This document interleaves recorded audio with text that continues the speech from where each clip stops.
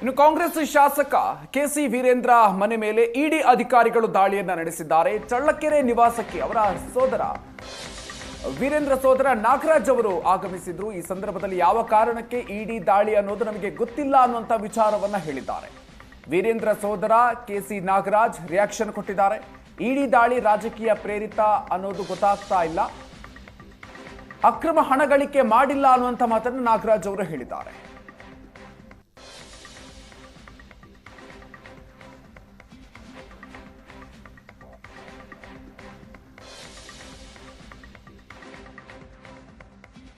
ಇಲ್ಲ, ಇನ್ನೂ ಏನೂ ಗೊತ್ತಿಲ್ಲ ಅವ್ರು ಯಾವ ಲೀಗಲ್ ಇದರಲ್ಲಿ ಬಂದಿದ್ದಾರೆ ಅಂತ. ಅದು ಕಾನೂನು ಪ್ರಕಾರ ಏನಿದೆಯೋ ಅದನ್ನು ಅವ್ರಿಗೆ ನಾವು ಅವ್ರು ಏನು ಕೇಳ್ತಾರೋ ಅದಕ್ಕೆ ಆನ್ಸರ್ ಮಾಡಿ ಅದೇನು ಒಳಗೆ ಹೋದ್ಮೇಲೆ ಗೊತ್ತಾಗುತ್ತೆ. ನಾನು ಬೆಂಗಳೂರಿಂದ ಈಗ ಬಂದಿದ್ದೀನಿ.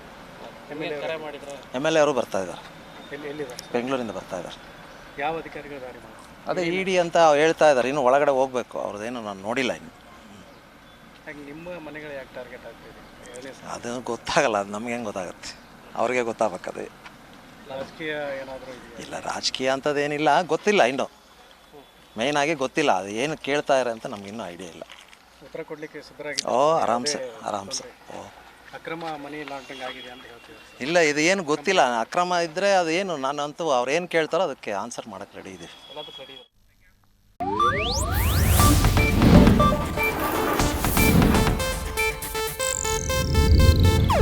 ಇದು ಏಷ್ಯಾನೆಟ್ ನ್ಯೂಸ್ ನೆಟ್ವರ್ಕ್ ಪ್ರಸ್ತುತಿ.